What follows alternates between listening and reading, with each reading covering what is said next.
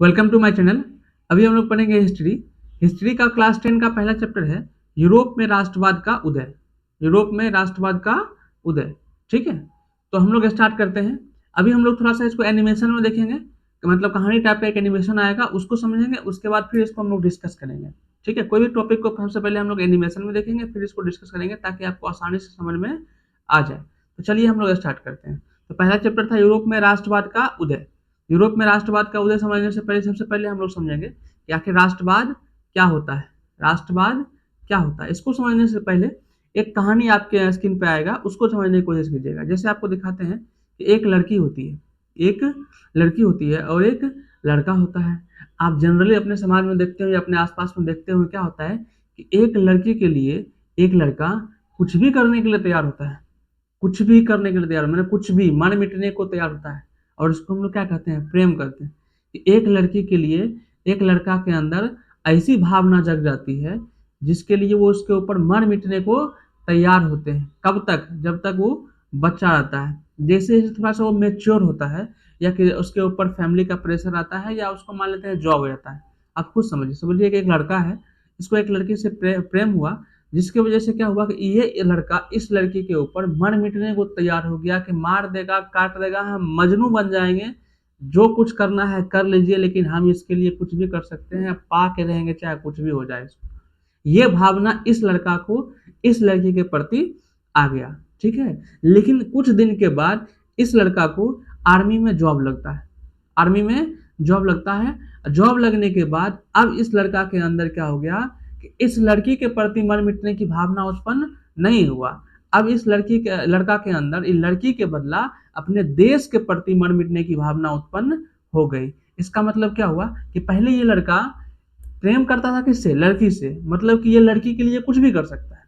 अब ये लड़का जो आप देख रहे हैं, ये लड़का अपने देश के लिए कुछ भी कर सकता है। अब उसको, क्योंकि ये इंडियन आर्मी में चला गया और ये अपने देश के लिए, अब इसके अंदर भावना उत्पन्न हो गई, किसके लिए? अपने देश के लिए। अपने देश के लिए मर मिटने की भावना को ही हम लोग क्या कहते हैं? राष्ट्रवाद। समझिएगा क्या है कि राष्ट्रवाद एक विचारधारा है। राष्ट्रवाद एक विचारधारा है, मतलब ये कि राष्ट्रवाद एक विचारधारा है। मतलब आपके मन में एक विचार उत्पन्न होता है जिसमें क्या होता है कि व्यक्ति के अंदर ये विचार आता है कि हमारा राष्ट्र जो हमारा देश ही है वो सबसे श्रेष्ठ है, उससे ऊपर कुछ नहीं।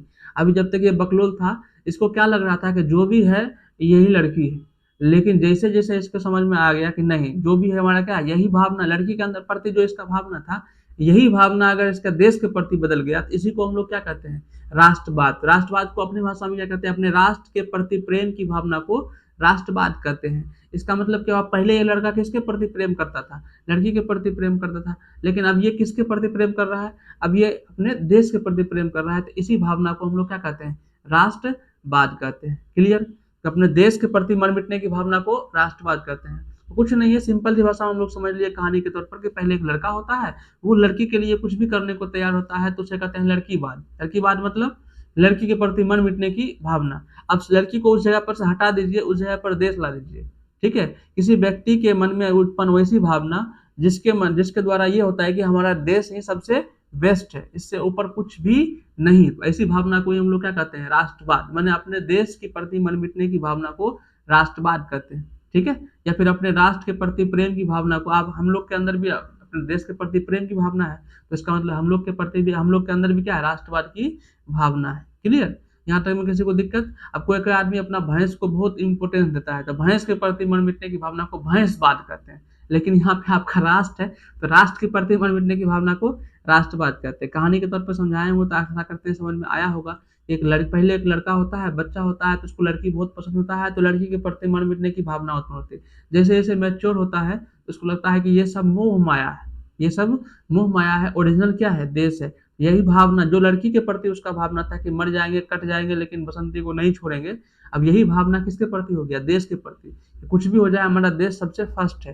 तो इसी भावना को हम लोग क्या कहते हैं? राष्ट्रवाद। राष्ट्रवाद एक भावना है, ठीक है। और राष्ट्रवाद की भावना को मजबूत करने के लिए आप लोग देखते हैं कि हम लोग देखते हैं कि प्रत्येक देश वाले राष्ट्रीय ध्वज का प्रतीक करते हैं, मतलब अपना राष्ट्रीय कुछ चीज का प्रयोग करते हैं, जिससे क्या होता है कि राष्ट्रवाद की भावना और अंदर से मजबूत हो। जैसे आप इसको देखिएगा, ये क्या करता है? जिस राष्ट्रीय ध्वज है, राष्ट्रीय ध्वज को सभी सम्मान करते हैं। आप राष्ट्रीय ध्वज को देख लीजिएगा एक बार, तो उसको सैल्यूट करने का मन करेगा, उसको सभी सम्मान करते हैं, उसको हेड के दृष्टि से कोई नहीं देखते हैं। कभी आप जा रहे हैं, राष्ट्रीय गान बज गया, राष्ट्रीय गान को सभी सम्मान करते हैं, चाहे वो जिस धर्म के हो, जिस जाति के हो, सब सभी सम्मान करते हैं। नेक्स्ट अभी आप देखते हैं, ये हमारी भारत माता है, ये हमारी भारत माता है, भारत माता को सभी सम्मान करते हैं। अभी जो हमारी भारत माता है ये काल्पनिक है, इसको बनाया गया है, इसको इसलिए बनाया गया है ताकि सभी को ये लगे कि हमारा जो देश है वही हमारी माता है। देश की तुलना हमारी माता से की गई है ताकि हम उसके प्रति वफादार रहे। जैसे अपनी माता के प्रति बच्चे वफादार होते हैं, सेम उसी प्रकार अपने देश के प्रति भी हम वफादार रहे, क्योंकि हमारे देश भी हमारी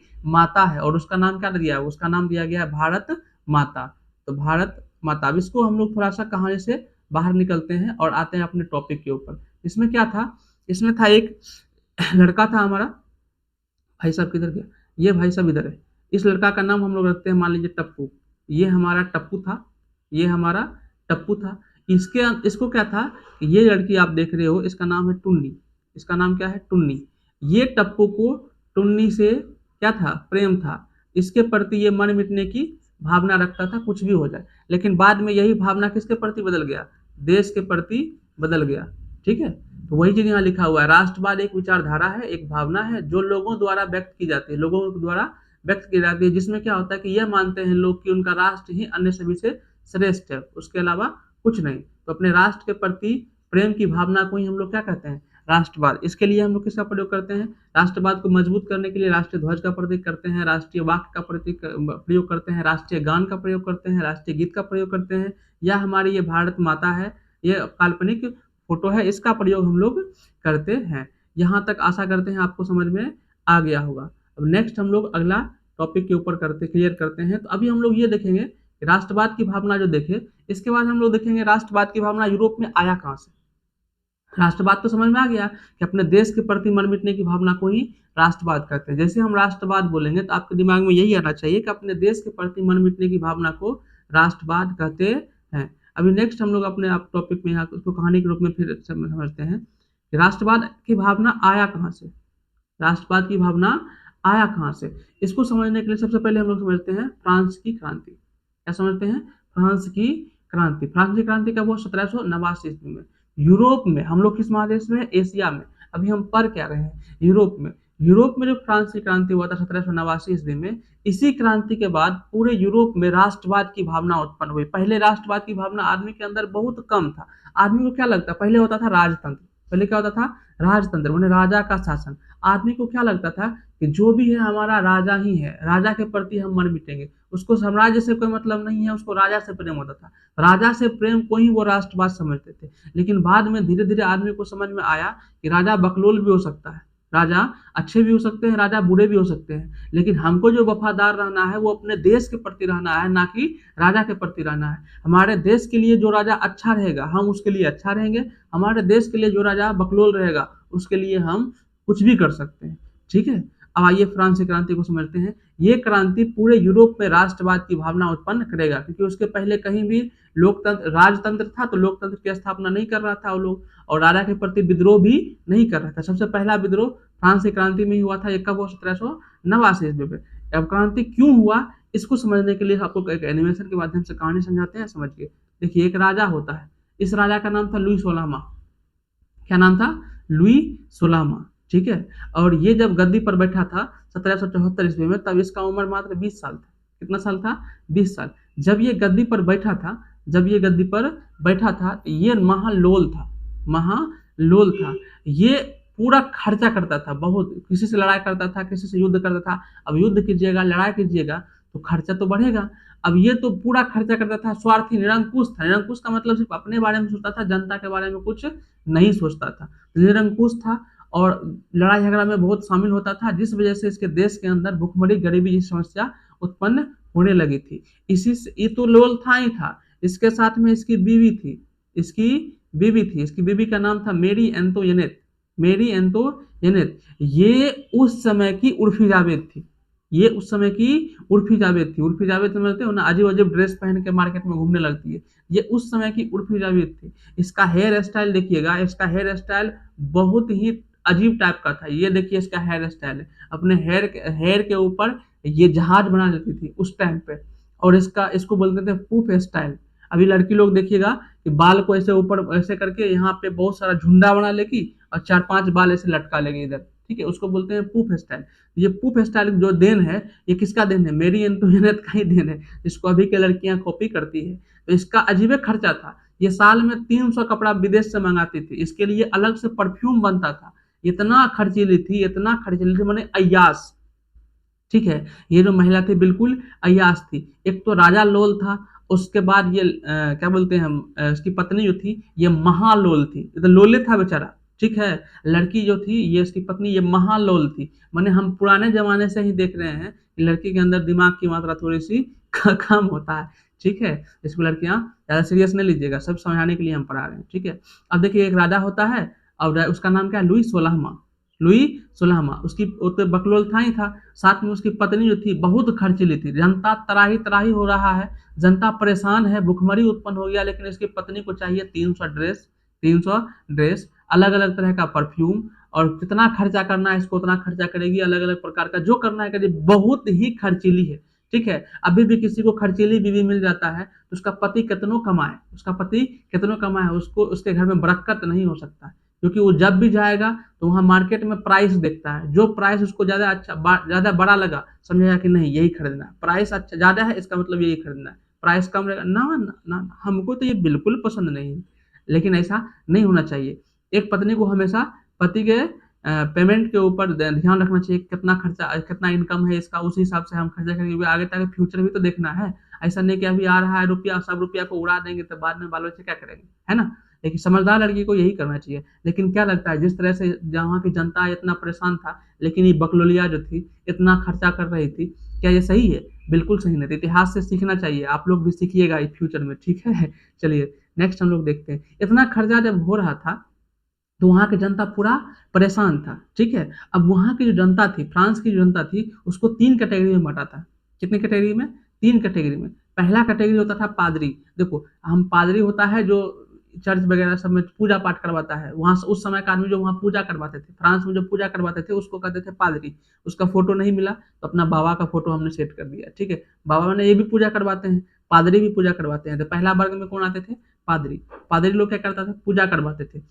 दूसरा वर्ग में आते थे राजा महाराजा के चहीते आदमी, जिसको अमीर आदमी होते थे, और वो दूसरा कैटेगरी में वो आते थे जिसको कहते थे कुलीन वर्ग। पहला हो गया पादरी, दूसरा हो गया कुलीन वर्ग, जो राजा के संबंधी वगैरह होते थे, या जो बड़े बड़े पोस्ट पर होते थे, मंत्री वगैरह सब होते थे, वो आपके आते थे कुलीन वर्ग में। ये बेसिकली अमीर आदमी होते थे। पहला था आपका बाबा वाला पादरी, जो क्या था बहुत पूजा पाठ करवाते थे, उसके लिए था। दूसरा था कुलीन वर्ग, जो लोग क्या करते थे, बहुत ज्यादा अमीर थे, ठीक है, और राजनीति पे उसका पकड़ था। अभी भी देखिएगा अपने समाज में जो आदमी अमीर होते हैं, रुपया पैसा वाले होते हैं, उसका पकड़ राजनीति पे गरीब की तुलना में ज्यादा होता है। सेम वही हाल इसका था। ये इतना अमीर है, इसका पकड़ राजनीति पे बहुत ज्यादा था। और जो बाबा लोग हैं उनका पकड़ राजनीति पे नहीं। राजनीति वाला आदमी खुद उसके पास जाता था प्रणाम करने के लिए, हे महादेव, हे प्रभु, हमको बताइए क्या करना है। सेम अभी भी देखते हैं ये प्रक्रिया, अपने देश के अंदर भी आप लोग देखते हैं ऐसा होता है। जो बाबा लोग होते हैं उसके पास खुद राजनीति करने वाले आदमी जाते हैं, ठीक है। नेता लोग उसके पास खुद उसके शरण में जाते हैं। तो वही बात वहां पे था। दूसरा अमीर लोग, जो अमीर लोग हैं उसका पकड़ देखिएगा राजनीति पर बहुत तगड़ा होगा। भारत के जो अमीर लोग हैं उनका पकड़ देखिए राजनीति पर बहुत तगड़ा है। पहला हो गया पादरी वर्ग, दूसरा हो गया कुलीन वर्ग, तीसरा जो आपका था किसान वर्ग था। तीसरा कौन था? किसान वर्ग। अब जितना भी खर्चा हो रहा था उस सरकार, सॉरी, अभी सरकार को रुपया आता है टैक्स से, तो उस समय भी जो राजा होते थे उसको भी रुपया आता था टैक्स से, उसको भी रुपया आता था टैक्स से। बट क्या है कि उस समय जो टैक्स होता था वो आम जनता से डायरेक्ट लिया जाता था। सेम उसी प्रकार से यहाँ पे भी टैक्स लेगा। यहाँ पे जो टैक्स से सरकार चलती थी, किसका? लुई 16वां का राजतंत्र, राजा का शासन व्यवस्था। जितना खर्चा करते थे इसकी बीवी कमाते थोड़े थे, तो राजा के सॉरी प्रजा के टैक्स से ना अपना जीवन यापन या खर्चा करती थी। अब ये टैक्स जो वसूलता था ये कहाँ से आता था? सोचिए, जो पादरी होगा, साधु संत होता था, क्या राजा उससे टैक्स लेगा? कह देगा कि भगवान हमको सपना में बोला है कि तुम हमसे टैक्स नहीं लो, टैक्स लोगे तो तुम बर्बाद हो जाओगे, तो उसके डर से तो टैक्स लेगा नहीं। दूसरा राजनीति करने वाले लोग थे, अमीर आदमी थे, उसका जो राजनीति पर पकड़ बहुत अच्छा था। पूरा मंत्रिमंडल में वही बैठे थे, वही नियम लगाते थे, सब काम वही करते थे। क्या वो अपने अंदर ऊपर टैक्स लगाने देगा? वो अपने ऊपर टैक्स लगाने नहीं देते थे। पूरा टैक्स जो होता था एक ही वर्ग के आदमी से लिया जाता था, उसका नाम क्या है? उसका नाम आप देख रहे हो किसान वर्ग, जिसको हम लोग कहते थे तीसरा वर्ग, जो सबसे तीसरा स्टेप रहता था। पहला था आपका पादरी, दूसरा था आपका कुलीन, जो बच गया आपका लास्ट में क्या था तीसरा, जिसमें आपका किसान और मजदूर आते थे। सारा टैक्स इसी से लेते थे। अब बताइए इसका क्या हाल होगा, बेहाल होगा कि नहीं होगा। तो इस वजह से यहाँ पे समस्या और बढ़ गई, यहाँ पे भुखमरी गरीबी जैसी समस्या और ज्यादा बढ़ गई। ठीक है, और ज्यादा बढ़ गई तो यहाँ पे हो गया क्रांति। यहाँ पे क्या हो गया, क्रांति कब हुआ, 1789 में। जितना समस्या यहाँ देख रहे हैं, तो ये सब समस्या से लड़ने के लिए, इस सब समस्या से लड़ने के लिए एक क्लब था, उसका नाम था जैकोबिन क्लब। इसमें क्या होता था कि आप जो गरीब आदमी देख रहे हैं, गरीब आदमी में से पहला तो आपका हो गया पादरी, दूसरा हो गया कुलीन, तीसरा जो आपका किसान मजदूर था।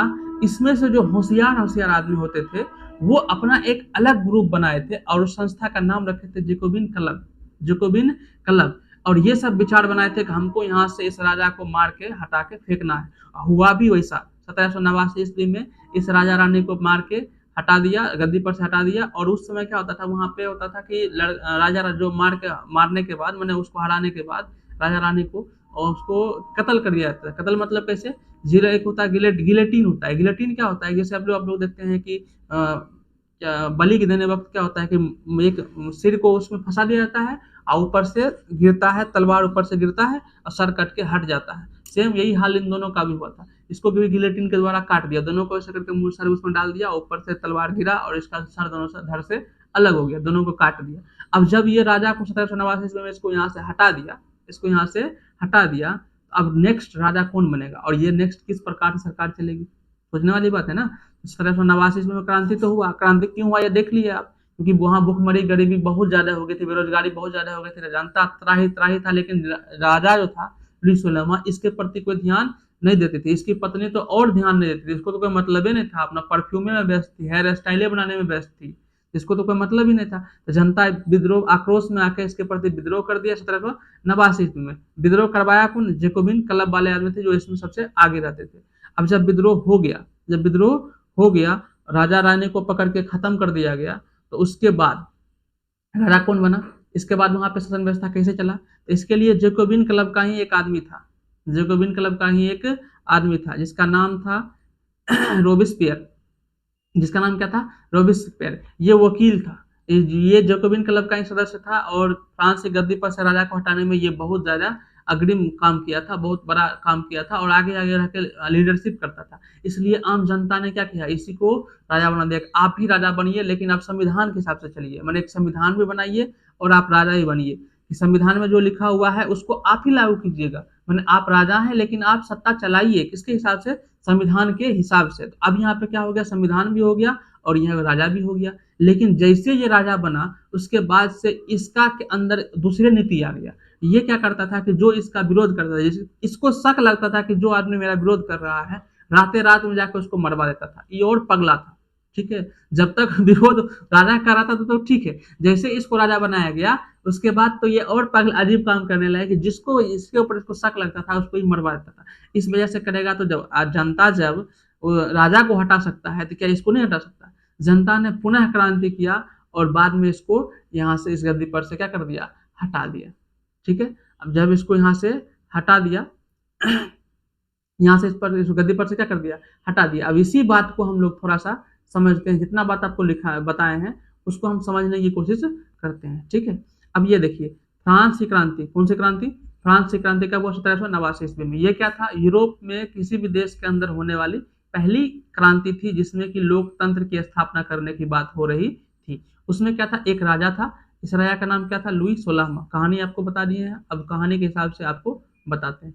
ये आपका था लुई 16वां, ठीक है। ये बकलोल था, ये बकलोल था, इसको जनता से कोई मतलब उतना रहता नहीं था, ये अपने काम करने में मशहूर था, इसको जनता से कोई मतलब नहीं था।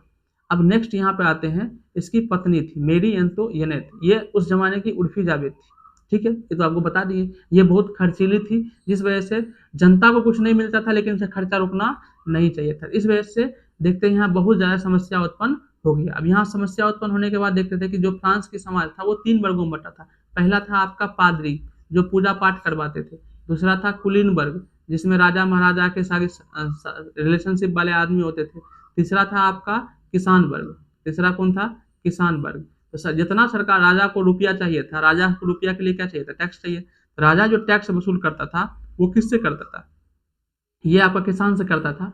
ये इस वर्ग को छोड़ दिया, इस वर्ग को छोड़ दिया, सारा टैक्स जो वसूल करता था वो किसान से करता था और आपका मजदूर से करता था, तीसरी वर्ग में जो आते थे उससे करते थे। ठीक है, अब यहाँ से ऐसा, एक तो यहाँ पे देखो सरकार जनता के लिए कुछ कर नहीं रही है, ऊपर से सारा रुपया जनता से ले रही है, तो इसमें जनता का स्थिति क्या हुआ, खराब हुआ कि नहीं होगा। जनता की स्थिति बहुत खराब हो गया, जनता की स्थिति बहुत खराब हो गया। तो जो तीसरा स्टेट में आदमी आते थे, ये वाले किसान मजदूर में आते थे, उसमें जो होशियार आदमी थे उन्होंने क्या किया, अपना एक अलग संस्था बनाया। और संस्था किस लिए बनाया, ताकि हम अपने समाज को बेहतर कर सके। लेकिन इन्होंने क्या देखा कि ये राजा के रहते हुए अपने समाज की हम बेहतर नहीं कर सकते, ऐसा करते हैं हम इस राजा को ही हटा देते हैं। जैकोबिन क्लब वाले सब आगे आके क्रांति किया और क्रांति में राजा रानी को मार के हटा दिया, राजा रानी को मार दिया। मारने के बाद अब वहाँ जो हुआ, वहाँ पे क्या बना, संविधान बना। 1792 ईस्वी में यहाँ पे संविधान बना। कब, 1792 ईस्वी में। अभी 1792 में यहाँ संविधान बना। संविधान के हिसाब से यहाँ पे इसको राजा बनाया गया। बोला कि आप राजा बनिए लेकिन देश को चलाइए किसके हिसाब से, संविधान के हिसाब से। ये कौन आदमी थे, रोबेस्पियर। कौन थे, रोबेस्पियर। इसको राजा बनाया गया, लेकिन कहा कि आप राजा बनिए लेकिन किसके हिसाब से काम कीजिए, संविधान के हिसाब से काम कीजिए। लेकिन जैसे ये राजा बना, इन्होंने क्या किया, अपने विरोधियों को दमन करना शुरू कर दिया और बिना किसी सबूत का। इसको लगता था कि ये आदमी मेरा विरोध कर रहा है, अच्छा ये टकलू महाराज है, अच्छा ये मेरा विरोध करता होगा, इसलिए इसको रात में निपटा देंगे। तो इसको निपटा देता था। ऐसा ऐसा काम भी करने लगा, तो इसके वजह से क्या होगा, दिक्कत तो होगा ही ना। जब दिक्कत हुआ तो आम जो फ्रांस की जनता था पुनः क्रांति किया इसके खिलाफ भी, पुनः क्रांति से खिलाफ किया, इसको भी गद्दी पर से हटा के फेंक दिया, गद्दी पर से हटा के फेंक दिया। जब इसको गद्दी पर से हटा के फेंक दिया तो नेक्स्ट बात आते हैं, अब जब ये यहाँ से हट गया तो अब गद्दी पर कौन आएगा, अब फ्रांस की सत्ता कैसे चलेगी। हमने क्या देखा, हमने देखा 1789 ईस्वी में फ्रांस की क्रांति हुआ। फ्रांस की क्रांति में लुई सलामा को गद्दी पर से हटा दिया। लुई सलामा को गद्दी पर से क्यों हटा दिया, इसमें हमने कारण देख लिया। उसके बाद हमने ये देखा कि गद्दी पर से हटाने के बाद जो रोबेस्पियर था उसको, जैकोबिन क्लब का जो मेंबर था उसको बनाया गया था राजा, लेकिन उन्होंने क्या किया, सिस्टम ही हिला दिया, गड़बड़ा दिया। इस वजह से उसको भी सब मिलके हटा दिया। अब सब मिलके जब उसको हटा दिया तो अब सब सोच रहा था कि आखिर अब राजा बनेगा कौन, आखिर हम लोग का आगे देखभाल करने वाला कौन है, घर में हमारा माँ बाप कौन होगा, मतलब हम लोग का राजा कौन होगा, कैसे होगा। इसी में एक आदमी का उदय होता है जिस आदमी का नाम है नेपोलियन बोनापार्ट। क्या नाम है, नेपोलियन बोनापार्ट। देखते हैं अब हम लोग पढ़ेंगे नेपोलियन बोनापार्ट की कहानी। तो हम लोग देख लिए 1789 क्रांति देख लिए, संविधान लागू हो गया। संविधान लागू होने के बाद रोबेस्पियर को गद्दी पर बैठाया, लेकिन वो भी लोल निकल गया तो उसको भी सब मिलके हटा दिया। अब सब आदमी सोचने लगा कि हम करें क्या। उसी में एक आदमी आया जिसका नाम था नेपोलियन बोनापार्ट, नेपोलियन बोनापार्ट। अब उसका देखिए, इसके बारे में जान लेते हैं। ये सबसे पहले जब बहुत ही कम एज के थे, 20 साल के लगभग थे, तो इन्होंने सबसे पहले सेना था, एक जनरल सेना के रूप में, सैनिक के रूप में, फ्रांस की सेना के रूप में ये कार्य कर रहे थे। ठीक है, लेकिन इनकी साहस और बुद्धिमत्ता को देखकर, इनकी लीडरशिप को देखकर ये बहुत अच्छे अच्छे युद्ध जीते थे, बहुत अच्छे थे। महान शासक में गिनती आता है नेपोलियन बोनापार्ट का। ठीक है, और ये इसके बारे में भी समझिएगा, बढ़िया समझिएगा। ये सैनिक थे, लेकिन इनके साहस और इसकी बुद्धिमत्ता को देखकर इसका जो अगला अधिकारी था इससे बहुत खुश हुआ और इसको ब्रिगेडियर, मैंने सेना में बहुत बड़ा पोस्ट होता है, उस पोस्ट पर इसको दे दिया था। मात्र 24 साल की उम्र में ये सेना का सबसे बड़ा पोस्ट जो होता था उसको हासिल कर लिया था। किस लिए, इसकी साहस और बुद्धिमत्ता को देखकर। जब इन्होंने ये देखा कि जितना भी हमारे जनता है, फ्रांस की जनता है, जितना भी फ्रांस की जनता है, वो सभी आदमी क्या है, देख रहे हैं कि मतलब परेशान है, क्योंकि जिसको राजा गद्दी पर बैठा रहा था सब लोल वाला काम कर रहा था। तो ये आगे आके अपना गद्दी संभाला, बोला कि एक बार हमको मौका दीजिए, हम आपको उम्मीद दिलाते हैं कि हम फ्रांस की व्यवस्था को बिल्कुल सुधार देंगे। हुआ भी वही, जनता ने इसको सराखों पर बैठाया और इसको गद्दी सौंप दिया। गद्दी सौंप दिया तो सबसे पहला काम ये क्या किया, लोकतंत्र जो संविधान था ना उसको खत्म कर दिया। बोला संविधान ठीक नहीं है, इसके वजह से आपको बहुत समस्या हुआ। देखिए आपको समस्या हुआ ना, इसलिए संविधान खत्म कर दिया। संविधान खत्म करके ये अपना नया संहिता लाया, जैसे नेपोलियन संहिता या नेपोलियन कोड कहते हैं, या सिविल संहिता भी आप लोग कहीं कहीं इसको देखिएगा। ये अपना नया नियम आया जिसे कहते हैं सिविल संहिता या नेपोलियन कोड। यह संविधान खत्म कर दिया और ये अपना नियम लाया जिसको कहते हैं सिविल संहिता या नेपोलियन कोड। ठीक है, अब इन्होंने इसमें क्या देखा, इसमें क्या किया इन्होंने, सबसे पहले क्या कर दिया कि जन्म के आधार का सुख सुविधा खत्म कर दिया। पहले क्या होता था कि अगर आप अमीर आदमी के घर में पैदा होते थे तो आपको ज्यादा सुख मिलता था, ठीक है, ज्यादा आराम मिलेगा। अमीर आदमी के घर में पैदा हो गए, आपको बहुत छूट मिलेगा, कोई दिक्कत नहीं है जन्म से ही। आजकल बच्चे जैसे जन्म लेता है, देख लिया कि आज पिताजी क्या है, गरीब लग रहे हैं, मम्मी गरीब लग रही है, मजा नहीं आया, गरीब घर में पैदा हो गए। लेकिन यहाँ पे क्या था कि जो आदमी अमीर घर में पैदा होता था वो खुश होता है, अमीर घर में पैदा हो गए और हम बहुत खुश रहेगा। बच्चे की बात कर रहे हैं, अब ये मत सोचिए कि सर बच्चे को कहाँ से उतना समझाने के लिए समझा रहे हैं, ठीक है, इन्हीं के आपको इसमें लॉजिक निकालिएगा क्या बच्चा को कैसे समझ में आएगा कि हम अमीर घर में पैदा हुए, गरीब घर में पैदा हुए। बच्चा को समझ में आएगा, बड़ा होगा तब तो समझ में आएगा कि हम अमीर घर में पैदा हुए थे, हमको सुख सुविधा ज्यादा मिलेगा, ठीक है। तो नेपोलियन का पहला काम क्या किया, नेपोलियन ने पहला काम यही किया कि जन्म के आधार पर सुख सुविधा जो मिलता था उसको खत्म कर दिया, खत्म, tata bye bye goodbye, ठीक है। नेक्स्ट क्या किया कि हर नागरिक को एक समान अधिकार दिया, जितना भी नागरिक था सबको एक समान अधिकार दिया, सभी आदमी को एक समान, कोई बड़ा कोई छोटा नहीं, सभी कोई अमीर कोई गरीब नहीं, सबको एक समान अधिकार मिलेगा।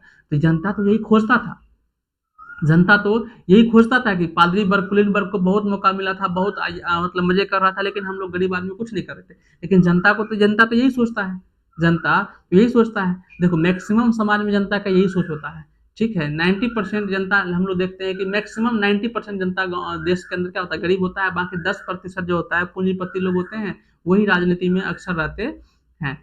और जब भी आप लोग एक डिमोनेटाइजेशन हुआ था, नोटबंदी हुआ था, आप लोग देखे होंगे, जो गरीब आदमी था उसको क्या, जब नोट उसमें काले धन पकड़ने की बात होता था, तो जो गरीब आदमी था उसका सोच क्या था, उसका सोच था कि जो कर रहा है मोदी जी बढ़िया कर रहे हैं, का है कि हमारा घर में कौन काला धन है, जिसका जाएगा उन्हें समझेगा।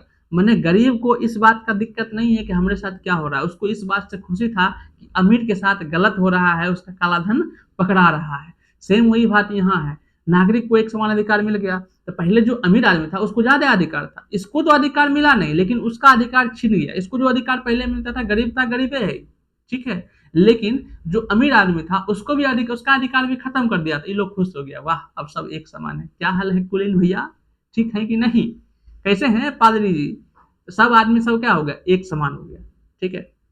नेक्स्ट हम लोग देखते हैं, उसके बाद इन्होंने क्या कर दिया, सामंती व्यवस्था खत्म कर दिया। सामंती व्यवस्था क्या है इसको समझिएगा। सामंती व्यवस्था होता है जमींदारी व्यवस्था। पहले आप लोग देखिएगा किसान होता था, क्या है, किसान होता था, ठीक है। 1 मिनट रुकिएगा, थोड़ा चार्ज में लगा लेते हैं।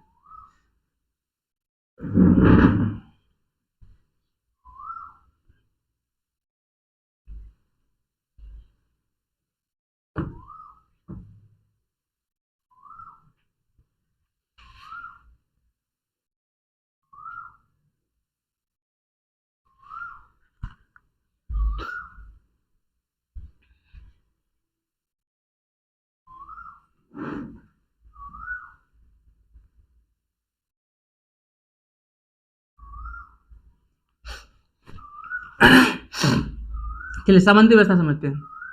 सामंती व्यवस्था में क्या होता था कि एक राजा होता था, एक राजा होता था। राजा को किसान से, एक किसान होता था, सारा टैक्स किससे लेता था, किसान से लेता था। अब राजा को क्या होता है, राजा के अंदर क्या था कि सभी आदमी से पर्सनल टैक्स नहीं लेते थे। अभी इस राजा को इस किसान से टैक्स लेना है, तो ये राजा पर्सनल एक आदमी से जैसे टैक्स पर्सनल करके टैक्स नहीं लेते थे। तो उसने क्या कर दिया, एक में बिचौलिया रख दिया। बिचौलिया मतलब कि राजा कहते थे इस क्षेत्र के अंतर्गत जितना भी आदमी है, उस क्षेत्र से जितना भी आदमी है, उस क्षेत्र में रहने वाले जितना आदमी है, उस आदमी से आप टैक्स वसूल कीजिए और हमको फिर वो टैक्स दे दीजिए। तो बीच में रख दिया किसको, बिचौलिया को। डायरेक्ट राजा किसान से टैक्स नहीं लेता था, ठीक है, बीच में एक बिचौलिया रखता था जिसको कहते थे सामंत। ये क्या करता थे, गरीब आदमी से टैक्स लेते थे और टैक्स लेके जाके राजा को दे देते थे, राजा को दे देते थे। और वही बात यहाँ पे हुआ। लेकिन अब ये जो बीच वाला आदमी था, ये किसान से क्या लेते थे, टैक्स लेते थे, लेकिन जितना लेना चाहिए उतना नहीं लेके उससे ज्यादा लेते थे। क्यों लेते थे समझिएगा। अब जो आप किसान देख रहे हो, ये आदमी खेती करता था, ये आदमी खेती करता था।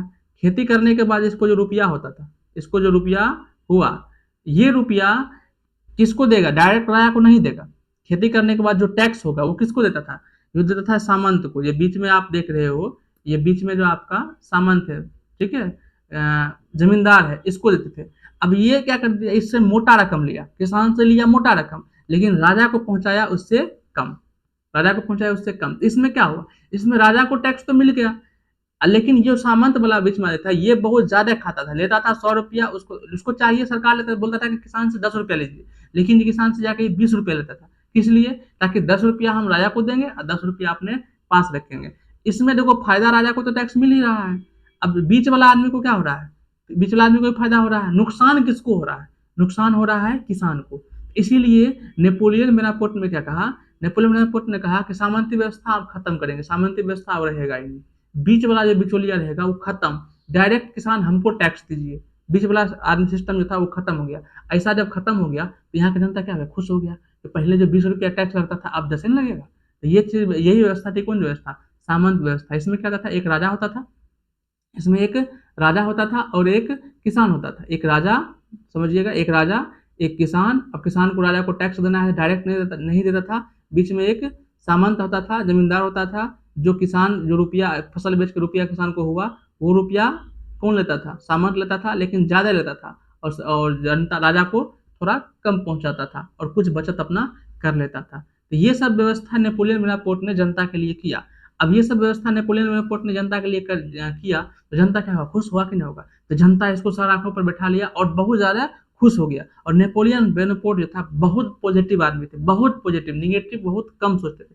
अगर आप पॉजिटिव सोचिएगा तो आपके साथ होगा भी पॉजिटिव ही, ठीक है। निगेटिव सोचिएगा तो फिर दिक्कत है। अब इतना चीज जब ये देख रहे थे तो इसी में देख रहे, इसमें क्या था कि जर्मनी के अंदर की बात हम लोग करते हैं। अभी हम लोग फ्रांस की बात कर रहे हैं, इसका कब्जा कहाँ था? जर्मनी के ऊपर भी था। अब जर्मनी के अंदर हम लोग क्या देखते हैं कि जर्मनी 39 टुकड़ा में बटा हुआ था। कितना टुकड़ा में बटा हुआ था? 39 टुकड़ा में जर्मनी बटा हुआ था, ठीक है। 39 टुकड़ा में जर्मनी बटा हुआ था।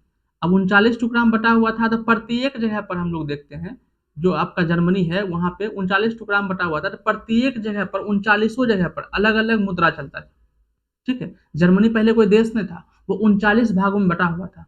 39 भाग में बटे रहने के बाद वहां देखते थे कि 39 जगह पर अलग अलग मुद्रा चलता था, ठीक है। अब जो व्यापारी लोग था उसको प्रत्येक एक जगह से दूसरा जगह, उसी देश के अंदर है, जर्मनी के अंदर ही है, 39 भाग में वो बटा हुआ है, ठीक है। अब व्यापारी को एक जगह से दूसरा जगह जब जाएगा तो उसको मुद्रा चेंज करना पड़ेगा। इस वजह से उसको व्यापार करने में बहुत दिक्कत होता था। तो जो उस समय के व्यापारी थे उन्होंने क्या कर दिया? एक संस्था बनाया, एक ग्रुप बनाया, उस ग्रुप का नाम रखा जालबेरिन। जालबेरिन एक संस्था थी व्यापारियों की। किसकी? व्यापारियों की। इन्होंने क्या किया? इन्होंने ये देखा कि हम लोग को यहाँ पे मुद्रा अलग अलग रहने की वजह से बहुत सारी समस्या होती है, इसलिए क्या किया? सब मुद्रा खत्म करके केवल 2 मुद्रा रख दिया। 30 से अधिक मुद्रा थी जर्मनी में, उसको खत्म करके क्या कर दिया? 2 कर दिया। इस वजह से वहां व्यापारियों को क्या हुआ? काफी सुख सुविधा मिलने लगा। इसी को अब लोग थोड़ा सा हम लोग अब और विस्तार से समझने की कोशिश करते हैं। एनिमेशन में आपको समझ में आ गया होगा, मजा आ रहा हो पढ़ने में, मजा आ रहा होगा तो वीडियो को लाइक कर दीजिएगा, चैनल को सब्सक्राइब कर लीजिएगा। एनिमेशन के माध्यम से बहुत मेहनत लगता है बाबू बनाने में एनिमेशन, तो इसलिए इसको समझिएगा। चलिए आते हैं हम लोग अब नेपोलियन बोनापार्ट के ऊपर आते हैं। नेपोलियन बोनापार्ट जो है वो 1804 से लेकर 1815 तक इसकी कहानी है। इन्होंने जब ये गद्दी पर आया, किसके? रोबेस्पियर्स के हटने के बाद इसको गद्दी पर ये जब आया, गद्दी पर आया, इन्होंने सिविल संहिता लगाया जिसमें जन्म के आधार पर सुख सुविधा खत्म कर दिया, हर नागरिक को समान अधिकार दिया, सामंती व्यवस्था लागू कर दिया, ठीक है। सामंती व्यवस्था क्या था कि ये किसान था, ये सरकार राजा को टैक्स देना होता था, तो राजा बीच में इस आदमी को रखता था, ये क्या करता था? इससे रुपया लेता था। अब इसको अगर 10 रुपया चाहिए इसको, ये यहाँ से 20 रुपया लेता था, 20 रुपया लेके 10 रुपया इसको, 10 रुपया अपने पास रखता था, फिर 10 रुपया इसको देता था। इस वजह से किसान की हालत जो हो गई थी वो खराब हो गई थी। और नेपोलियन बोनापार्ट ने यही व्यवस्था ठीक कर दिया, तो मैंने इसको यहाँ से हटा दिया कि तुम हटो, अब सर जब जितना भी टैक्स देना होगा डायरेक्ट हमको दीजिए, बीच में से बिचौलिया क्या कर दिया? खत्म कर दिया, ठीक है। नेक्स्ट हम लोग देखते हैं जालबेरिन। जालबेरिन क्या था? जर्मनी जो था, जर्मनी आजादी के पहले जर्मनी जो था वो 39 टुकड़ा में बटा हुआ था, 39 टुकड़ों में बटा हुआ था। अब प्रत्येक क्षेत्र का अलग अलग मुद्रा था, इसका मुद्रा अलग, इसका मुद्रा अलग, इसका मुद्रा अलग, इसका मुद्रा अलग, इसका मुद्रा अलग। आप अगर व्यापार करने के लिए यहाँ आए हैं तो इस क्षेत्र से इस क्षेत्र में प्रवेश कीजिएगा तो रुपया आपका चेंज हो जाएगा, अलग रुपया चलेगा।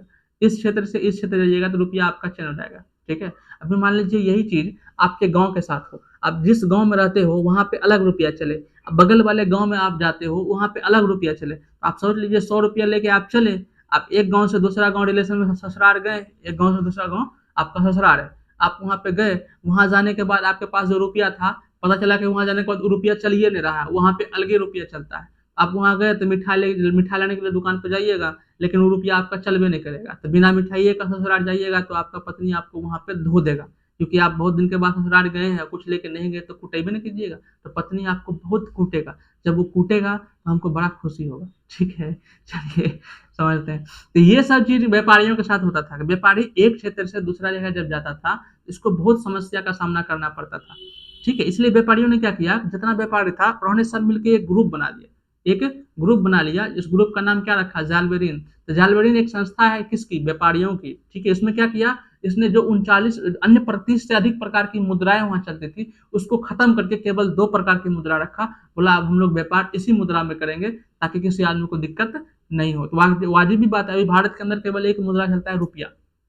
सोचो बिहार में कुछ अलग चले, यूपी में कुछ अलग चले, झारखंड में कुछ अलग चले, अब बिहार से यूपी जाइएगा, अब वहाँ आपका रुपये नहीं चलेगा तो क्या कीजिएगा, पगलेबे नहीं कीजिएगा, रोड पर बोकिएगा, दे दे बाबा करिएगा, ठीक है।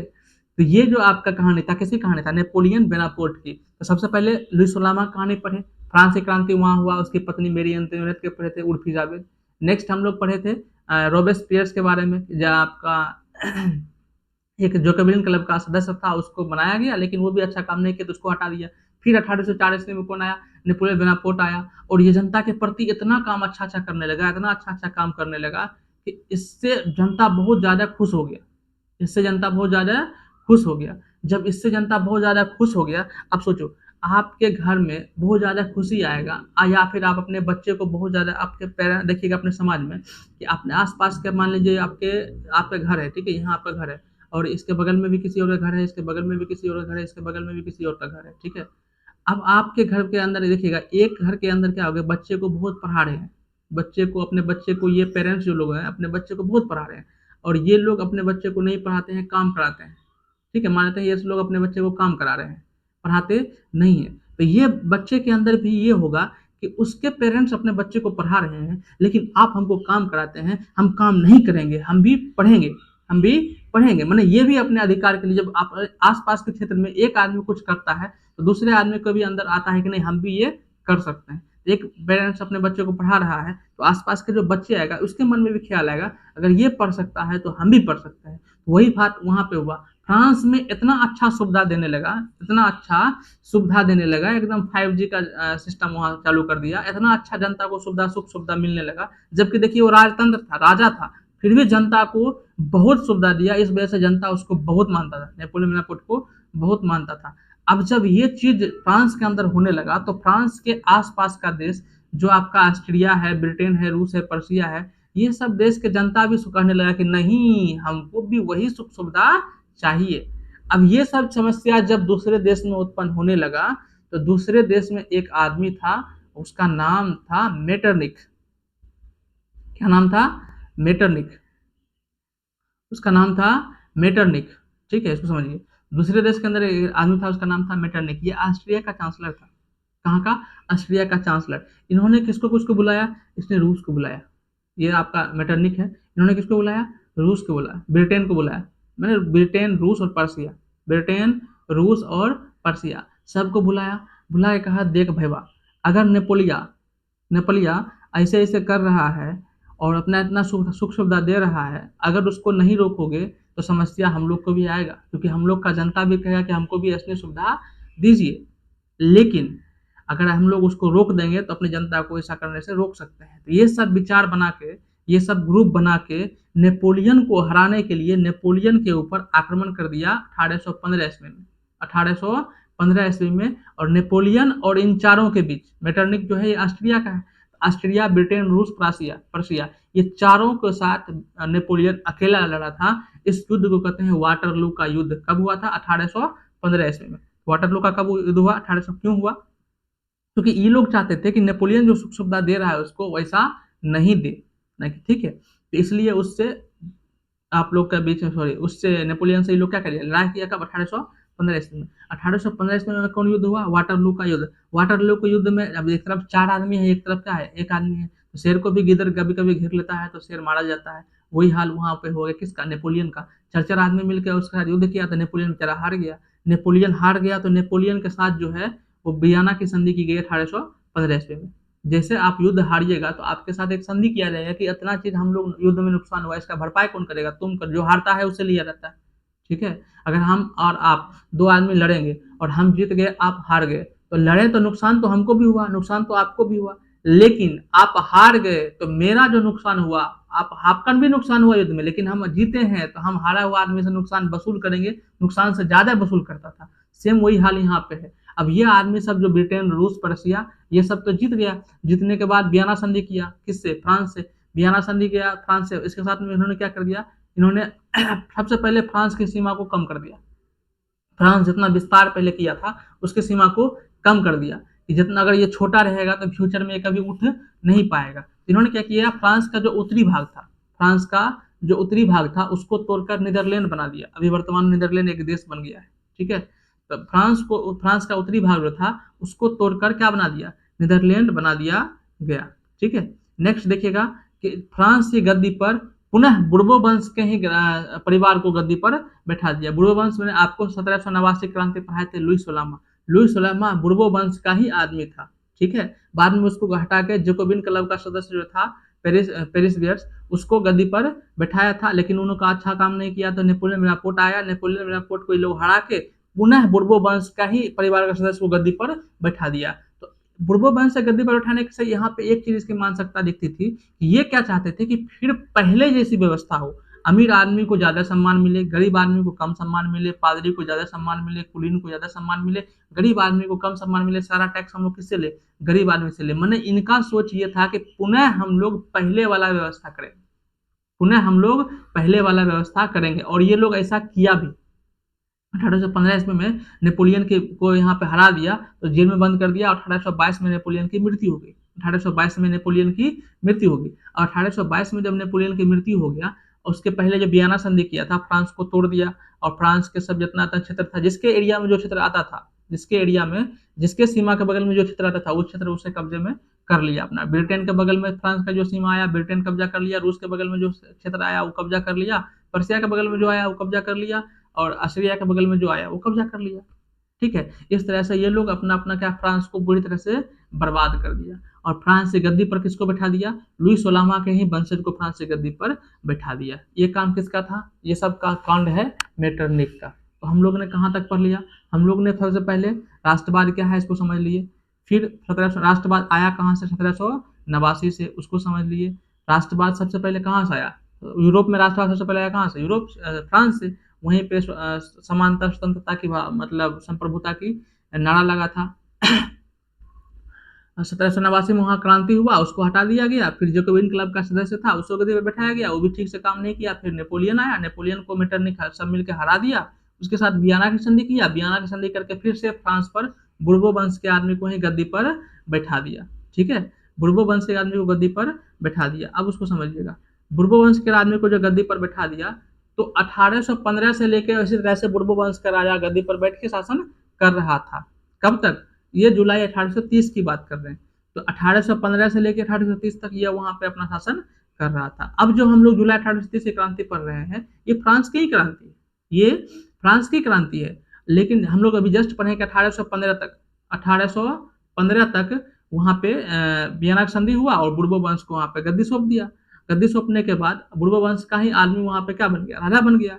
अब 1830 ईस्वी में जो बुर्बो वंश का आदमी था वो गद्दी पर वहां बैठा, वहां पे राजा था। और फ्रांस में कौन व्यवस्था थी, फ्रांस में संवैधानिक राजतंत्र था। संवैधानिक राजतंत्र का मतलब यह हुआ कि वहां संविधान भी था और राजा भी था। मैंने राजा कोई भी काम करेगा संविधान के माध्यम से, जैसे अभी मोदी जी हैं, प्रधानमंत्री हैं, वो कोई भी काम करेंगे किसके माध्यम से, संविधान के माध्यम से। उसी प्रकार से वो राजा होते थे, कोई भी काम करते थे संविधान के माध्यम से। ठीक है, लेकिन अभी मोदी जी हैं, उसको हम लोग चुनते हैं, 5 साल में चुनते हैं, लेकिन वहां राजतंत्र था, संवैधानिक राजतंत्र, संविधान के हिसाब से चलेगा, लेकिन चलाएगा राजा, और राजा का चुनाव नहीं होता है। ठीक है, तो सब फ्रांस में क्या था, संविधान भी था, राजा भी था। राजा कोई भी काम संविधान के हिसाब से करते थे। ठीक है, और उस समय का राजा कौन थे, उस समय के राजा थे आपका चार्ल्स दसम। कौन थे, किंग चार्ल्स। अब ये जो राजा आप देख रहे हो, किंग चार्ल्स, ये राजा आप देख रहे हो, ये जो राजा थे, इसको लगता था कि हमारा जो मतलब शक्ति है वो कम कर दिया गया है। क्यों कम कर दिया गया है, क्योंकि इसको कोई भी काम संविधान के माध्यम से करना होता था। तो राजा को लगता था कि हमारा शक्ति कम कर दिया है, और जो वहाँ का जनता था उसको ये लगता था कि राजा के पास बहुत शक्ति है, सब काम राजा करता है, संविधान में कम पावर है। तो यहाँ पे उल्टा हो गया, वहाँ के जनता को ये लगता था कि राजा के पास ज़्यादा पावर है, और राजा को ये लगता था कि जनता को ज़्यादा पावर है, हमारे पास तो कोई पावर ही नहीं है, सब काम हमको संविधान से करना पड़ता है। इस वजह से ये जो आप देख रहे हो चार्ल्स दशम, इन्होंने क्या कर दिया, ये इन्होंने पूरी तरह से संविधान खत्म कर दिया। संविधान खत्म कर देंगे, पूर्ण तरह से राजतंत्र लगा दिया, अब हम ही जो करेंगे करेंगे, संविधान खत्म। ये कब किया? 1830 ईस्वी में। जैसे ये किया, वहाँ की जनता भड़क गया, वहाँ की जनता भड़क गई और अपने राजा के खिलाफ विद्रोह कर दिया, और 1830 ईस्वी में इसके खिलाफ विद्रोह कर दिया। इसी क्रांति को कहते हैं जुलाई की क्रांति। और इस क्रांति के बाद ये जो चार्ल्स दशम देख रहे हो, इसको भाग यहाँ से भाग गया, कहाँ चला गया? इंग्लैंड चला गया। भाग के कहाँ चला गया? इंग्लैंड चला गया। ये आपका था जुलाई 1830 की क्रांति। इसमें क्या हुआ? इसमें जब हमने ये देखा कि वियना की संधि के बाद, वियना की संधि के बाद फ्रांस की गद्दी पर किसको बैठाया? फ्रांस की गद्दी पर बैठा दिया, बुर्बो वंश के परिवार को फ्रांस की गद्दी पर बैठा दिया। फ्रांस की गद्दी पर बैठाने के बाद इन्होंने क्या देखा? इन्होंने देखा कि फ्रांस में जितना भी राजा आते थे, मतलब जितना भी जो भी राजा थे, वो क्या संविधान के हिसाब से चलते थे। तो उसी समय 1830 ईस्वी में एक राजा हुआ करता था, उसका नाम है चार्ल्स दशम। इन्होंने क्या देखा कि भाई हमारे पास पावर कम है, जो भी काम करना होता है संविधान के हिसाब से करना होता है। ऐसा करते हैं, हम संविधान खत्म कर देते हैं, जो भी पावर आएगा मेरे पास रहेगा, हम अपने हिसाब से काम करेंगे। लेकिन जैसे संविधान खत्म किया, वहाँ की जनता भड़क गया और इसके खिलाफ विद्रोह कर दिया, क्रांति कर दिया। इसी क्रांति को कहते हैं जुलाई 1830 की क्रांति। इस क्रांति के बाद इसको यहाँ से भागना पड़ा, भाग के चला गया कहाँ? इंग्लैंड। जब ये भाग के चला गया तो इसका कहानी हो गया खत्म। ये 1830 ईस्वी की बात कर रहे हैं, कब की बात कर रहे हैं? 1830 ईस्वी की कहानी हो गई खत्म। अब 1830 जब ये भाग के चला गया, तो इसके कुछ दिन के बाद फिर से क्रांति हुआ। कब हुआ? 1848 में। अब इसको समझते हैं। तो जब ये भाग के गया तो उस समय गद्दी पर, फ्रांस की गद्दी पर जनता ने किसको बैठाया? लुई फिलिप को बैठा दिया। किसको बैठा दिया? लुई फिलिप को। तो 1830 में क्रांति जो भाग के गया किंग चार्ल्स, उसके बाद गद्दी पर किसको बैठाया? लुई फिलिप को बैठा दिया। अब लुई फिलिप को बैठाने के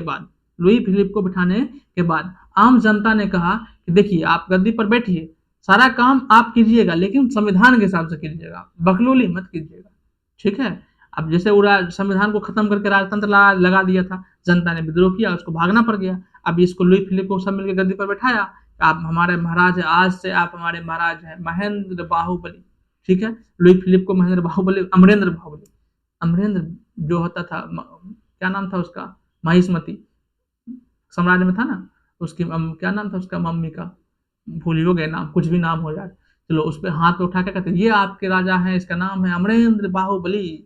बाहुबली जब मर जाता है, महेंद्र बाहुबली, कहता है आपका राजा ये है अमरेंद्र बाहुबली। सेम हाल यहाँ पे है, जैसे किंग चार्ल्स भागा, अब जनता ने कहा कि अब हमारे राजा हैं लुई फिलिप अब राजा बन गया 1830 ईस्वी में। अब ये राजा जब बन गया, जनता ने इसको बना दिया, बोला देखो भैया बना तो रहे हैं, लेकिन तुम जो काम करोगे, जितना भी काम करोगे वो संविधान के हिसाब से करोगे, अपना मन से नहीं करोगे। अगर अपना मन से करोगे तो तुम कुटाओगे। तो ये इसको गद्दी पर सब मिलकर बैठा दिया। गद्दी पर बैठाने के बाद 1830 से लेकर 1848 तक जो मध्यम वर्ग के लोग थे, मध्यम वर्ग, हम लोग फ्रांस में 3 कैटेगरी पढ़े हैं, पादरी पढ़े हैं, कुलीन पढ़े हैं और निचलगा किसान मजदूर वाला पढ़े थे जनरल। लेकिन उसी में से किसान मजदूर में से जो अमीर होने लगे, तो नया वर्ग का निर्माण हुआ जिसको कहते थे मध्यम वर्ग। ये नया कैटेगरी आया। पहले था 3 जगह, पादरी, कुलीन और आपका किसान, लेकिन किसान मजदूर। लेकिन जैसे ये किसान मजदूर में से कुछ होशियार होने लगा, तो उन्होंने अपना समाज के अंदर एक नया ग्रुप बन गया जिसका नाम था मध्यम वर्ग। मध्यम वर्ग इस समय तक आते आते बहुत समृद्ध हो गया, बहुत समझदार हो गया, ठीक है। अब समझिए, जो आप लुई फिलिप को देख रहे हैं, ये भ्रष्ट शासक था। मैंने इसके समय में बहुत भ्रष्ट होता था। भ्रष्ट मतलब समझते हो ना, घुसखोरी, बहुत उल्टा पुल्टा काम करता था, बहुत, जिसको जो मन होगा वही काम करने लगा था। जब लुई फिलिप बहुत भ्रष्ट शासक हो गया, तो जब भी किसी देश के अंदर भुखमरी, गरीबी जैसी समस्या उत्पन्न होने लगे, तो समझ जाइएगा उस देश के अंदर वहाँ का शासक जो है पक्का भ्रष्ट है। अगर भ्रष्ट नहीं रहेगा तो उस देश के अंदर भुखमरी जो होगा, गरीबी जो होगा, बेरोजगारी भी होगा, धीरे धीरे कमेगा। अगर किसी देश के अंदर गरीबी, भुखमरी, बेरोजगारी धीरे धीरे बढ़ रहा है, तो आप ये समझ लीजिए कि वहाँ का शासक जो है पक्का करप्ट है। और ये बात की जानकारी आपको कुछ दिन के बाद मिलेगा, ठीक है, कुछ न कुछ नया-नया कांड आप देखिएगा मिलेगा, कुछ नया-नया सरकार के अंदर सरकार में कुछ नया-नया आपको भ्रष्ट मतलब कुछ न कुछ आपको कांड मिलेगा ही मिलेगा। लेकिन ये बात आपको कुछ दिन के बाद पता चलेगा। लेकिन एक समझदार आदमी को हिस्ट्री से, इतिहास से सीखना चाहिए।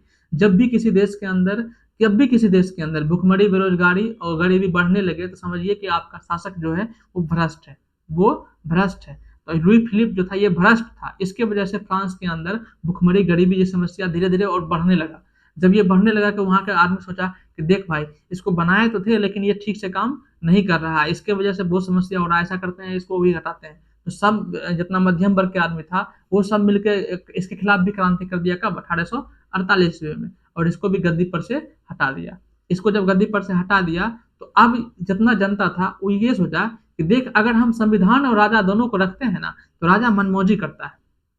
राजा तो बना देते हैं और कहते हैं संविधान के हिसाब से काम कीजिए, लेकिन वो अपने मन से काम करने लगता है और बाद में हम उसको चुनाव करके हटा भी नहीं सकते हैं। इसलिए ऐसा करते हैं, अब हम लोग चुनाव सिस्टम करेंगे, ठीक है? अब राजा खत्म, अब पूर्ण रूप से लोकतंत्र बनाएंगे, चुनाव सिस्टम करेंगे, ठीक है? और चुनाव सिस्टम के माध्यम से राजतंत्र बिल्कुल खत्म कर दिया और संवैधानिक व्यवस्था वहाँ पे लागू कर दिया। लागू करने के बाद सबसे पहले वहाँ पे नेपोलियन बोनापार्ट का भतीजा था, जिसका आपका नाम था लुई नेपोलियन नाम था शायद, ठीक है? और उसका भतीजा था लुई नेपोलियन को पुनः गद्दी पर चुनाव करके राष्ट्रपति के पद पर बना दिया गया। नेपोलियन के भतीजे को राष्ट्रपति पद पर वहां पे चुन लिया गया, ठीक है? चुनाव हुआ, मैंने आप देखिएगा लुई फिलिप को 1848 में क्रांति हुआ, वहां से हटा दिया। हटाने के बाद वहां पे क्या हुआ? हटाने के बाद 1848 के बाद हटाने के बाद वहां पे संविधान लागू हो गया। राजा का संविधान लागू हो गया, तब वहां चुनाव होगा। नेपोलियन का भतीजा था, उसको क्या रहा था कि आप सोच क्या कर रहा है, तुम चुनाव लड़ लो। चुनाव लड़ा, सब आदमी मिलकर उसको जिता दिया। जिताने के बाद वो आप वहां के क्या बन गए? राष्ट्रपति बन गए। तो ये आपका था 1848 की क्रांति, 1848 की क्रांति, ठीक है? और वहां पे जो चुनाव देने के लिए उम्र कितना रखा? 21 वर्ष।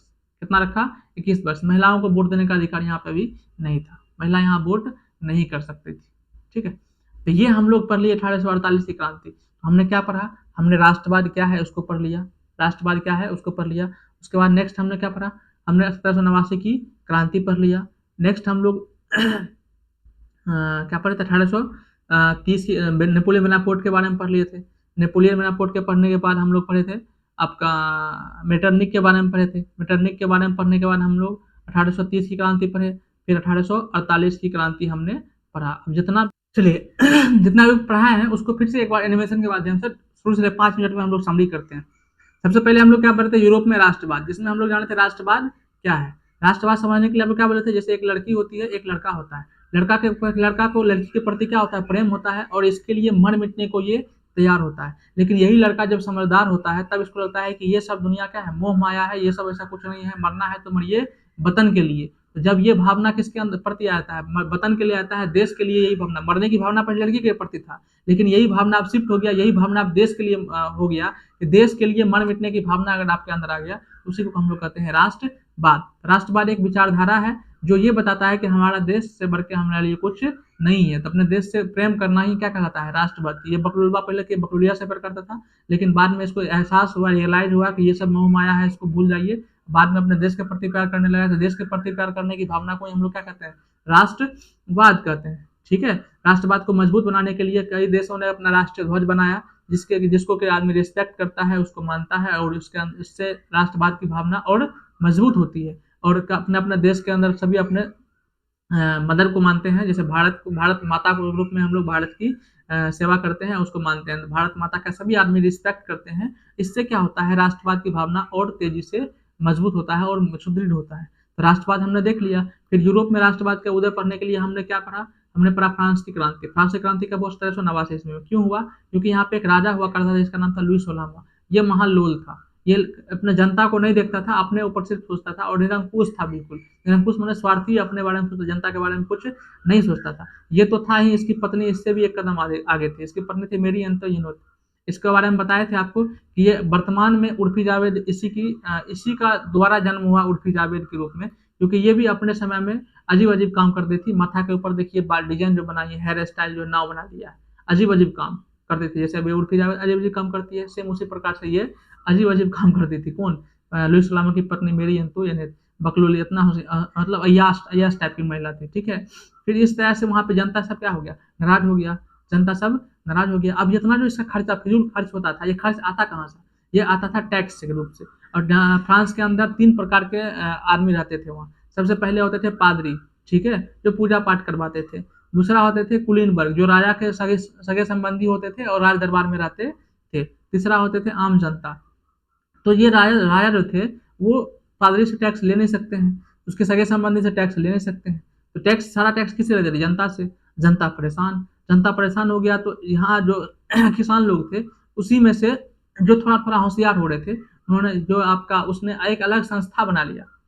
एक अलग जो किसान लोग थे, उसी में से जो आदमी होशियार थे, किसान मज़दूर जो मतलब निचलका कैटेगरी के लोग थे, उसी में से जो गरीब लोग थे, उसमें से जो होशियार लोग थे, उन्होंने अपनी एक संस्था अलग बना ली, जिसका नाम था जैकोबिन क्लब।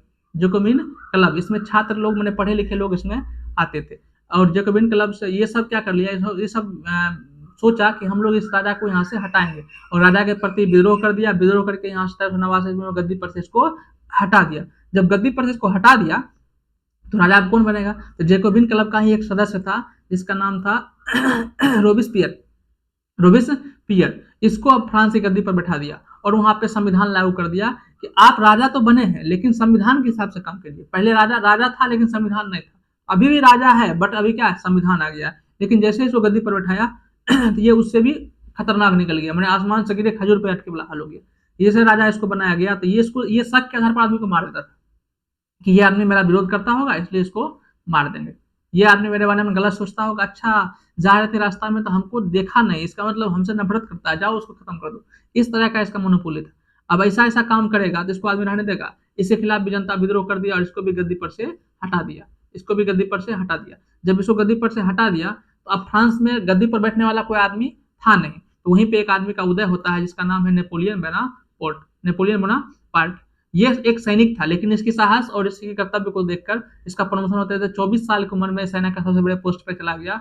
और जब ये फ्रांस की ये व्यवस्था देखा, तो इन्होंने कहा कि हम गद्दी संभालेंगे, हमको एक मौका देकर देखिए। तो जनता ने इसको एक मौका दिया और ये राजा बना। राजा बनने के बाद ये संविधान को खत्म कर दिया। बोला संविधान बहुत खराब चीज होता है, इससे बहुत नुकसान होता है, इसको खत्म कर दिया। जितना सिस्टम था सब खत्म कर दिया और अपना एक नया सिस्टम लाया, इसको कहते हैं सिविल संहिता या नेपोलियन कोड। इसमें क्या कर दिया कि जन्म के आधार पर सुख सुविधा खत्म कर दिया। बोला सब बराबर है, सब हर नागरिक को एक समान अधिकार दे दिया और समानती व्यवस्था खत्म कर दिया। समानती व्यवस्था क्या होता था कि राजा को टैक्स अगर किसान से लेना होता था, तो बीच में एक आदमी बिचौलिया रखता था कि जो किसान से टैक्स लेगा और किसको देगा? राजा को देगा। तो किसान फसल बेच के जो किसान को रुपया होता था, वो रुपया किसान किसको देता था? वो रुपया देता था सामंत को, माने जमींदार को। फिर जमींदार रुपया किसको देता था? किसान को, मालिक राजा को देता था। इससे क्या होता था कि जो बीच वाला आदमी था, वो किसान से ज्यादा रुपया लेता था राजा के नाम पर और राजा को कम रुपया देता था। इससे किसान को बहुत समस्या होती थी। तो नेपोलियन बोनापार्ट ने क्या कर दिया? नेपोलियन बोनापार्ट ने सामंती व्यवस्था खत्म कर दिया। बोला बीच में कोई नहीं रहेगा, बीच में कोई डाबे नहीं करेगा, डायरेक्ट किसान हमको टैक्स देगा। इससे किसान सब खुश हो गया। तो जितना जनता था वो खुश, किसान खुश। अब यहाँ व्यापारी था, व्यापारियों में वहाँ पे क्या था कि जर्मनी 39 टुकड़ा में बटा हुआ था और प्रत्येक टुकड़ा में अलग अलग मुद्रा चलता था, जिस वजह से वहाँ व्यापार करने में दिक्कत होता था। क्योंकि एक क्षेत्र से दूसरा क्षेत्र में जाएंगे तो वहाँ हमको अलग रुपया चलेगा, दूसरा क्षेत्र से तीसरा क्षेत्र जाएंगे अलग रुपया चलेगा। जर्मनी देश 39 टुकड़ा में बटा हुआ था और प्रत्येक टुकड़ा में अलग अलग मुद्रा चलता था, तो वहाँ के व्यापारियों को दिक्कत हो रहा था। सभी व्यापारी क्या कर दिया, एक ग्रुप बनाया और ग्रुप का नाम रख दिया जालबरीन। तो जालबरीन एक संस्था थी व्यापारियों की। इसने क्या कर दिया, जो 30 से अधिक प्रकार की मुद्रा चलती थी उसको खत्म करके केवल 2 प्रकार की मुद्रा रख दिया। इस वजह से यहाँ व्यापारी को भी अच्छा मतलब फायदा होने लगा। तो नेपोलियन बोनापार्ट के समय में सभी आदमी को यहाँ पे सुख सुविधा मिलने लगा। उसके बाद एक आदमी आता है मेटरनिक, जो ऑस्ट्रिया का चांसलर होता है। ये बोला कि अगर सब देश ऐसे फ्रांस वाला इतना सुविधा दे रहा है, फ्रांस की जनता के इतना खुश है, तो सब देश के जनता धीरे धीरे मांग करने लगा कि नहीं हमको भी इस तरह की व्यवस्था चाहिए। तो ऑस्ट्रिया का चांसलर था मेटरनिक। ये बोला अगर हम लोग जनता भी फ्यूचर में ऐसे मांग करेगा, इसलिए इन्होंने क्या कर दिया, आप कुछ ब्रिटेन, रूस और पर्सिया, ये 3 देश को बुलाया और कहा देख भाई अगर नेपोलियन ऐसे कर रहा है तो कुछ दिन के बाद अपना जनता भी हमसे ऐसे डिमांड करेगा और हम लोग तो पूरा कर नहीं पाएंगे। इससे अच्छा है कि नेपोलियन को रोको, तो इन्होंने चारों मिलकर नेपोलियन के साथ एक युद्ध किया, वाटरलू का युद्ध 1815 ईस्वी में, जिसमें नेपोलियन हार गया और उसको जेल में बंद कर दिया। 1822 में नेपोलियन मर गया। 1815 में जब वाटरलू का युद्ध हुआ, नेपोलियन हार गया, तो फ्रांस के साथ एक संधि किया गया जिसे कहते हैं वियना की संधि। इसमें फ्रांस को दो भागों में तोड़ दिया गया। जो ऊपर का भाग था उसको नीदरलैंड अलग क्षेत्र बना दिया गया। बाकी जो देश, जिस देश के बगल में फ्रांस की जो सीमा लगती थी, उस एरिया को वो हड़प लिया और फ्रांस को छोटा बना दिया। और फ्रांस को छोटा बना के उसको गद्दी पर बैठा दिया बुर्बो वंश का राजा जो लुई सोलामा का था। तो लुई सोलामा के ही वंशज को पुनः गद्दी पर बैठा दिया। लुई सोलामा के बाद देखो बेरेस्पियर आया, फिर बोनापार्ट आया, लेकिन उसके बाद पुनः गद्दी पर बैठा दिया। गद्दी पर बैठाने का इसका सोच यही था कि हम पहले की व्यवस्था लाएंगे, जितना नेपोलियन सुख सुविधा दिया वो खत्म, अब पहले की व्यवस्था हम लाएंगे। तो पुनः बुर्बो वंश के राजा को ही गद्दी पर बैठा दिया। गद्दी पर बैठाने के बाद 1815 में 15 से संधि के बाद गद्दी पर बैठाया।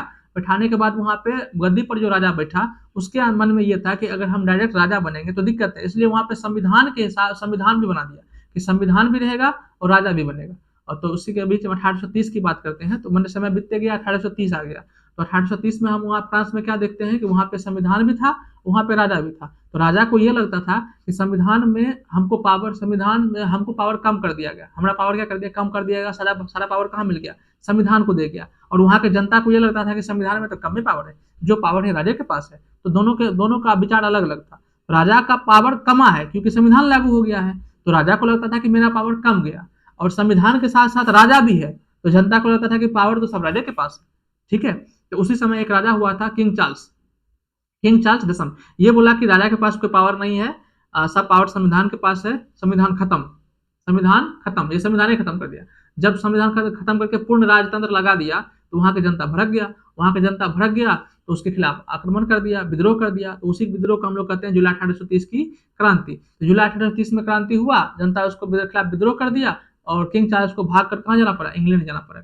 जब ये इंग्लैंड चले गए तो उसके बाद आया लुई, गद्दी पर बैठने के लिए कोई तो होना चाहिए ना, तो जनता ने लुई फिलिप को पुनः गद्दी पर बैठा दिया 1830 में। लुई फिलिप को गद्दी पर बैठाया, जनता ने कहा कि आप बैठा तो रहे हैं लेकिन संविधान के हिसाब से काम कीजिएगा।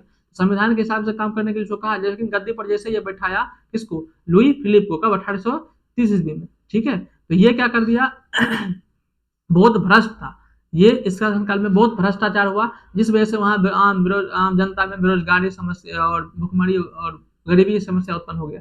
तो जनता सोचने लगा कि ये भी ठीक नहीं है, इसके खिलाफ भी आक्रमण विद्रोह किया और इसको भी गद्दी पर से हटा दिया। इसके खिलाफ विद्रोह कब किया, 1848 में। फ्रांस की जनता कितना होशियार है, देखो राजा खराब मिलता है तो तुरंत विद्रोह करता है, उसको गद्दी पर से हटा देता है। होना भी यही चाहिए। अगर अपने देश के प्रति आपकी मन मिटने की भावना है, देश से बढ़कर कुछ नहीं मानोगे, तभी तो राजा के खिलाफ आक्रमण कर सकते हो। लेकिन देश को कुछ नहीं मानोगे, नेते होते को प्रणाम करोगे, नहीं जो है माँ बाप हमारे यही है, ऐसे करोगे फिर देश का तो बेड़ा गर्क है ही है। जब भी राष्ट्रवाद का मतलब जब भी मानो तो पहले देश को पहला मानो, उसके बाद उस किसी को मानो। देश से बढ़कर कुछ नहीं, सबसे पहला प्रायोरिटी देश। जनता, फ्रांस की जनता सीखो, जनता राजा बनाता था, अपने से चुन के बनाता था, लेकिन देख लेता था कि हमने लिए कुछ नहीं कर रहा है, देश के लिए खराबी कर रहा है, तुरंत गद्दी पर से हटो, निकलो इधर से, निकलो।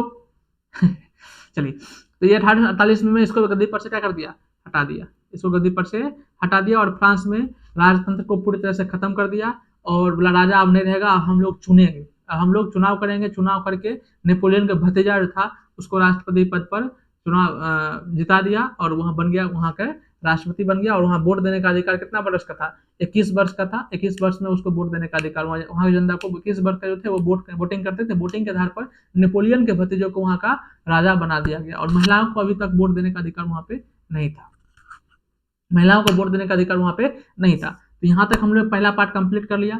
नेक्स्ट एक पार्ट इसका और आपका आएगा, उसके बाद फिर हम लोग इस चैप्टर का क्वेश्चन आंसर हम लोग करेंगे। तो अभी नेक्स्ट हम लोग पढ़ेंगे इटली का एकीकरण, इसको पढ़ेंगे अगले क्लास में। तब तक के लिए सबको सबक है, गुड नाइट, ओके बाय।